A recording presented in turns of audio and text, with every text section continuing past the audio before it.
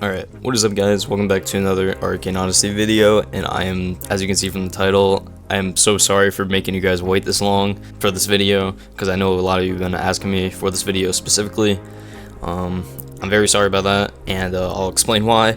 Pretty much, I've been pushing this video back for so long because I wasn't confident enough in my skill to teach people yet about Mage, but now I have a good feeling about myself, about doing this video. I feel like I've earned enough experience to, be able to teach you guys how to play Mage. So yeah, I kind of just felt insecure about making this video, but now I feel fine doing this, and I hope this video will help you develop your skill in Mage. So before I begin this Mage guide, I just want to say please subscribe. Alright, we're very close to 700 subscribers, and we're pretty much almost 3/4 the way to 1k subs, and I have something very special planned for 1k subs. So yeah, I'll be really happy to do that in the future. Let's try to get to 1k subs before at least, let's try to get there before at least September. That would be good. Alright, enough of that yap. Let's get into the Mage guide. Alright, so as you guys can see, I'm on my Acid Mage right now, and the reason why I'm not on my main Mage is because first of all, I feel like I'm slightly better mechanically with this Mage, and I'll explain why later in the video. And also, you guys were curious to know what my stat build was like, because since I made that Acid Mage montage. So yeah, I felt like playing on the Acid Mage for this would be a little bit more ideal. Alright, so for this Mage guide, there will be timestamps of specific things I'm going to be talking about for Mage. I'm going to be talking about Mages specifically, just giving a general explanation, stat builds, magic loadout, movement, aim styles, and just general strategies when it comes to fighting with Mage. Alright, so currently in 1.16 right now, Mages aren't in a they're in a very odd spot, but Mages are still very good. They have a lot of effectiveness, they have a lot of potential. They're still very easy to use, and I still recommend Mage for the average new player. Mages are still good, but here's the thing, they just aren't meta anymore, and the reason because of that is because all the nerfs that they got, starting with the beam startup, and they're gonna get lots of more nerfs to come. I mean, it's understandable. Mage is just an OP class, and I feel like it needs to be more skill based. The reason why Mage isn't meta anymore is because there's just better builds like like Warlord, Warrior, anything size and power based is pretty much better than Mage, because that's just pretty much the meta in Arcane Odyssey right now. But still, Mages are very good, and I simply don't care because I just want to get better with Mage, and it's the funnest class to me. So pretty much there's 4 types of Mages. So first Mage, you got DOT Mages with for example is what I'm playing right now, Acid and Poison. That's pretty much a DOT Mage, damage over time. Damage over time Mages are very good. The damage just absolutely shreds people's HP, and I feel like they definitely are more popular nowadays, ever since stuns were nerfed, which leads me into the second type of Mage, which is Stun Mages. Stun Mages are very still effective. The synergy is very good. It's just, the thing is, stuns were nerfed, but they're just still very annoying to face. It kind of depends on who you're fighting, pretty much. If you're fighting somebody who knows how to abuse stuns properly, it's very good. Yeah, they're just not that effective anymore, and I think just because of that, I'd say damage over time Mages are just slightly better, but you can leave your opinion about that in the comments. Third type of Mage, I don't really know a correct name for this, but I'll pretty much just consider them power and AoE Mages, which I can't speak a ton for because I never have done a Mage like that, and I'm simply not interested in doing so. Those Mages are pretty annoying. They're pretty good. They do have a lot of end lag, which can be abused, and anything with big ass size, that would be a power and AoE Mage. Then the last type of Mage is pretty much just Shadow Mage. The reason why they don't go in any other category is because they aren't a Stun Mage, they aren't a damage over time Mage. I'd say Shadow is pretty much a training Mage, because Shadow is pretty much, you don't have to worry about synergies, you don't have to worry about anything. It's just the easiest magic to use for Mage, and it's still very good. So yeah, if you're trying to learn Mage, I'd say Shadow is probably your best pick for for beginners for Mage. It's just the best pick. And then when you feel like you get confident in your skill, you could probably play a different Mage in the future. Alright, so with all that out of the way, Let me show my stats first. So this is just general speed mage stats. You got 277 power. Obviously speed isn't good as it used to be. As you can see, it only gives 28%, which I'm pretty sure in 1.15 it was 40%, which kind of sucks, but hey, it is what it is. I still just run speed mage because I just feel most comfortable with it, and it's still effective. Not as effective as it was, but it's still pretty impactful. So for the first gear we got is the powerful Sunken Warrior chestplate, and then you got the powerful Sunken Warrior leggings, brisk Sunken Warrior helmet, brisk Karina falds, and then you got brisk Atlantean Karina pauldrons. And all of these have candeliers on it. As you can see, it gives power and speed. If you guys think I could make this stat build better, let me know in the comments. I'm curious. But yeah, that is the stat build that I'm running. Here's my stat allocation. Mages always go full into magic for the fullest potential. Alright, so now getting into my magic loadout, which I'll explain each spell in depth of how to properly run them for mage and the best, just the best settings in general for each spell. For Q we got blast. Always put the amount to 1. People do run 2 blasts, but I never was simply interested in doing so. I don't know if 2 blasts is better right now, but I know it's getting nerfed in the future, so I'm just really not interested in doing so. Just run 1 blast. I just recommend 1 blast. 100%, pretty much the most necessary. Now for shapes, this is the interesting part. So shapes is pretty much preference, but there are shapes that are just flat out better than each other because of their stats. Let me list the best shapes. So bird is very good, drill's very good, vertical slash, fist. So yeah, those are generally the best shapes for mage, and it's pretty much your preference of which one you want to run. If you guys have watched my montages in the past, you guys see that I use a vertical slash. Well, nowadays I don't. I stopped using vertical slash for a few reasons. I guess you could say I was using vertical slash as like a training period for my aim, but I don't use vertical slash because look at this. If you're on like the ground and you can't really hit anybody. But yeah, so on my acid mage I'm running bird because I feel like the damage is just my DPS is better. The speed is the same. It's just the size, which doesn't really make a big difference. I feel like my aim's good enough to hang with it. But on my lightning mage, I'm using drill because so the problem with my lightning mage really is that I'm having trouble out DPSing people because people's power nowadays is just absolutely insane, and my lightning mage has just trouble keeping up with that. So I've been using drill, and it's definitely been better for fights. So it's kind of just situational and preference. So for E, I have beam, and I'm running double beam. I feel like even though double beam is kind of ass nowadays because of the startup, I still feel like it's definitely just good. You should just run it either way. The damage is worth it, and yeah, I just feel like it's still a viable pick. You really need to be careful with how you use double beam because of its startup. You really only should use it if you're far away enough from somebody. Because if you're too close, you're just putting yourself in more end lag, and it just won't work out, which is why you need to be using your secondary magic beam more for, first of all, synergy and less startup, because you're only going to be using 1 beam. Now for R, I have javelin. The best javelin shape by far is lance. The size is just really good. Always run 1 tick for javelin because first of all, you get the most damage from it, and second of all, say you miss your javelin, right? Say it doesn't land on the player and it just hits the ground. The more ticks you put just gives people time, get away from the javelin, and they won't take a lot of damage from it. So to get the most damage possible, just run 1 tick. It's the safest option, and it's just the best. Now javelin is something you pretty much always have to predict with, but sometimes you can just land it on somebody. So something you'll notice a lot of good mages do is that they will throw the javelin to the ground. They do this because they're pretty much trying to time when somebody hits the ground, and the whole goal is that they jump onto the ground, onto the javelin, and they take the damage.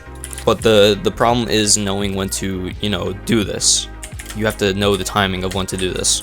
So when you're in the moment, you pretty much have to decide, is the player going to jump on the ground and hit the javelin, or should I just go for the javelin in the midair? Now this is why you need to pay attention to somebody's playstyle, because if you notice they hit the ground a lot faster than usual, this is when you'll know to use your javelin on the ground and not go for them in the air.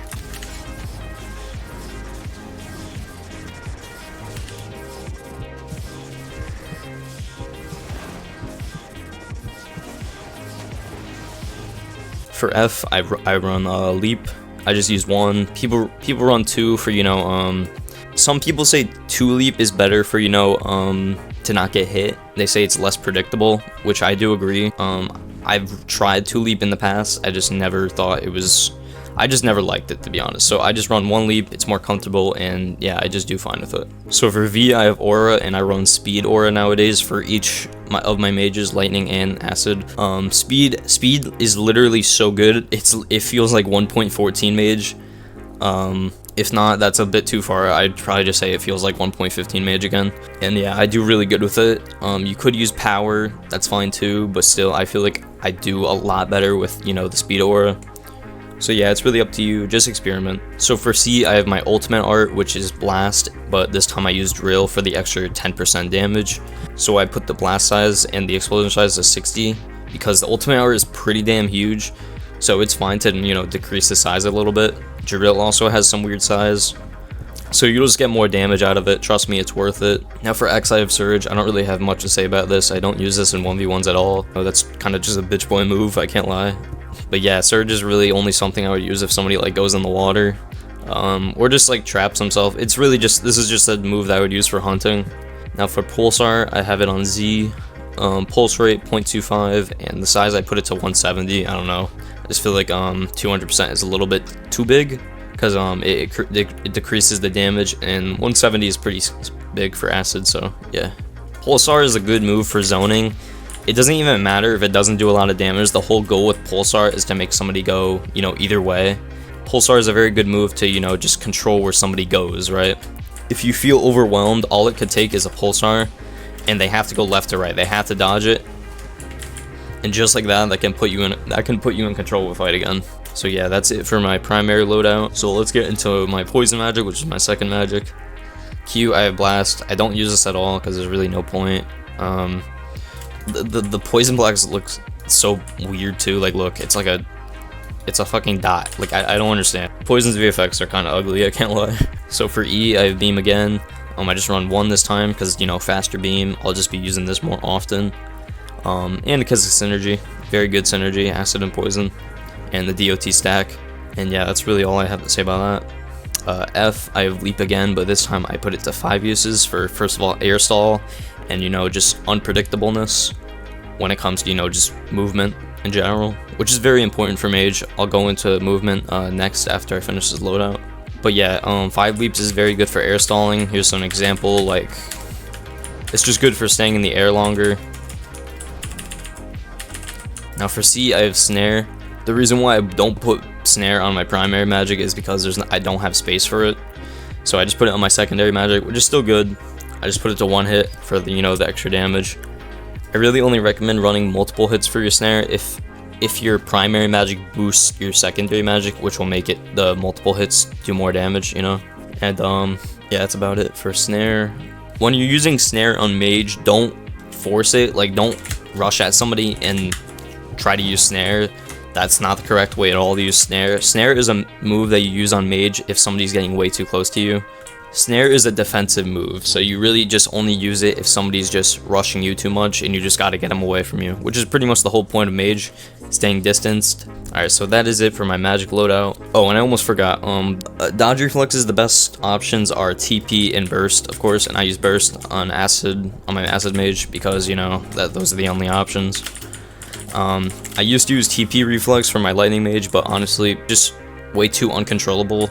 I just feel a lot more comfortable with burst. It just feels more comfortable, you know? Alright, so now let's actually get into the gameplay part of mage, which I'm gonna start off with movement. Now, movement is by far the most important aspect for mage because it's all about being, you know, unpredictable, being creative, and, you know, just being random. You don't want to be doing the same exact thing over and over, which I see a lot of mages do. For example, a lot of mages just do this, like they just do a dash and then a leap, and the reason why this is so predictable is that you're going the same height every time, which the other player will just have an easier time hitting you. So yeah, that's one example of how to not do movement. Movement is all about changing it up, switching it up.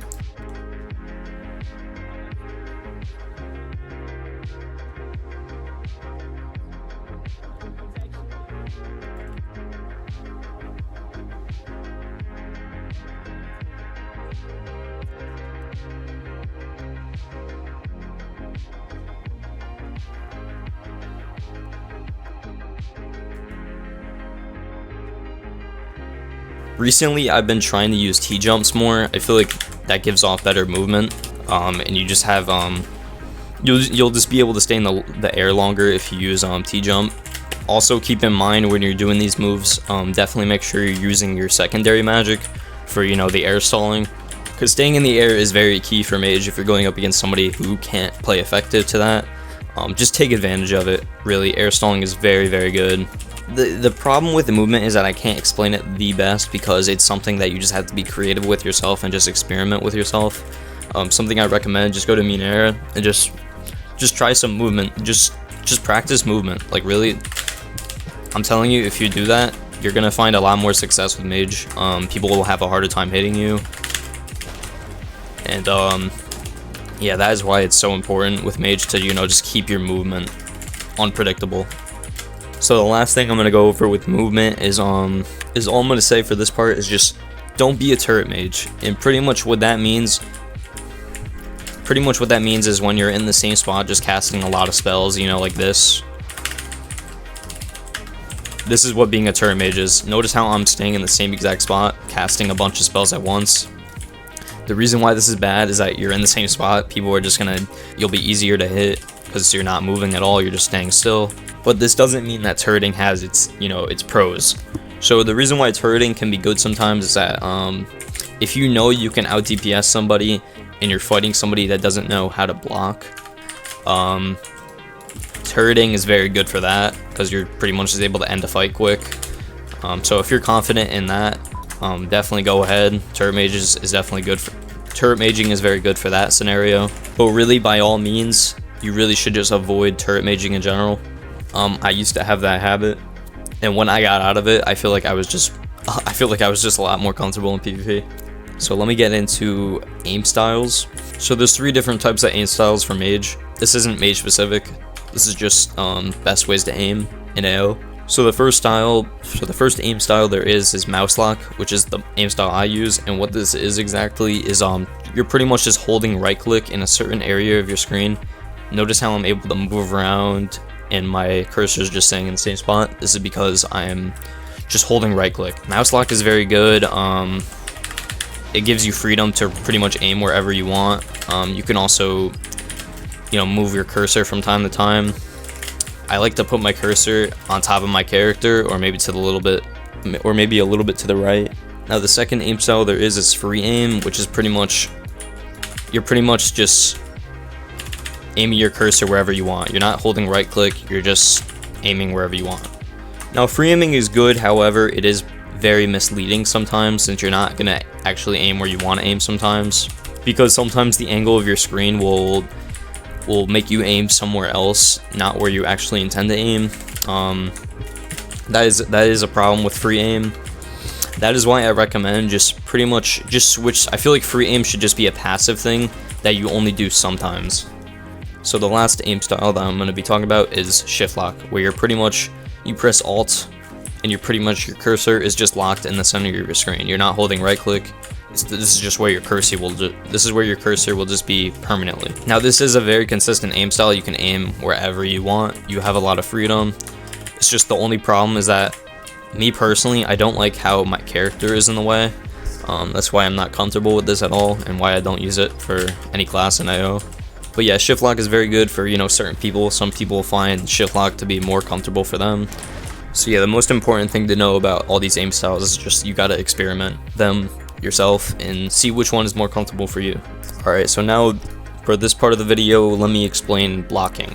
Now blocking is very, very important for Mage, and is very important for competitive PvP, and I'm gonna teach you some of the timings for blocks. See, I can't explain to you how to do blocking perfectly, because that's just something you need to develop yourself with practice and just timing in general.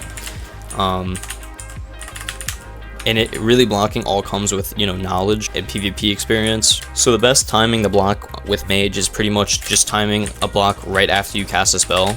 You have to try to do it immediately. So for example, when you're gonna drop on the ground, finally, you have to do a block.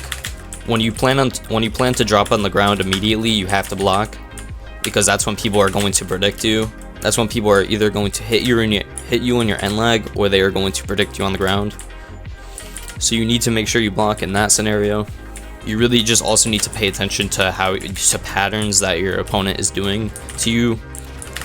When you want to play more defensively, just try going for a lot of blocks. Even if you miss, it's just better to be safe. But trust me, if you just get into the habit to use blocks more, you'll just see results. You'll be parrying more, you'll be taking less damage, and you'll be making your fights last longer. Here is an example of me using blocking effectively in, PvP.